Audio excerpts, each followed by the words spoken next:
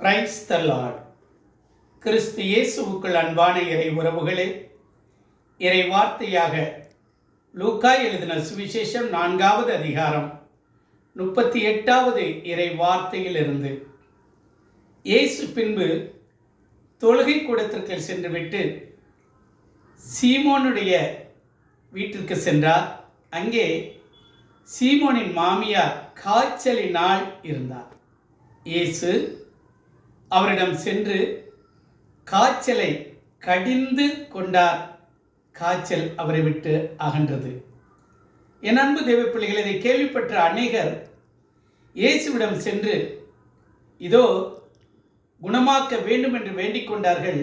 இயேசுவும் சுகமாக்கினார். அன்பு தேவ பிள்ளைகளே, இன்றைக்கு எத்தனை பேர் சுகமில்லாமல் மருத்துவமனையிலே உயிருக்கு போராடி கொண்டிருக்கிறார்கள்.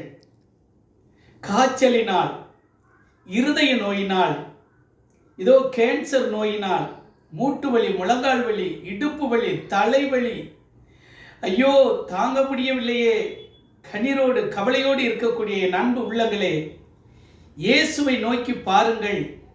கண்டிப்பாக இயேசு சுகம் கொடுப்பார். தம்மை நோக்கி பார்த்த அனைவரையும் அவர் குணமாக்க வல்லவர் என்று விசுவாசியுங்கள். அன்பு தேவ பிள்ளைகளே, ஒரு நிமிடம் கண்களை மூடி நாம் ஜெபிக்கலாமா?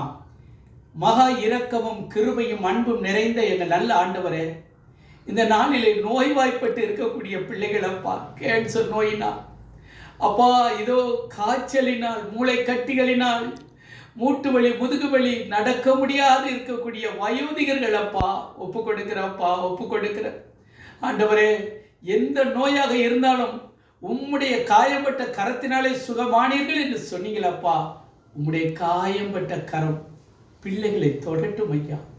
உம்முடைய பரிசுத்த ரத்தம் உச்ச தலையிலிருந்து உள்ளங்கால் முடிய நாடி நரம்புகள், எலும்புகள், சதைகள், பாதிக்கப்பட்ட உடல் உறுப்புகள் எல்லாவற்றிலும் ஆண்டவரே பரவட்டும் ஐயா.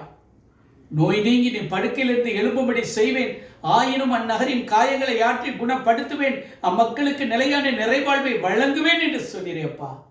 அந்த நிலையான நிறைவாழ்வை சுகத்தோடு நீர் வழங்க வேண்டுமாய் இயேசு கிறிஸ்துவின் நாமத்திலே ஜெபிக்கிறேன் எங்கள் ஜீவனுள்ள நல்ல தகப்பனே. ஆமேன்.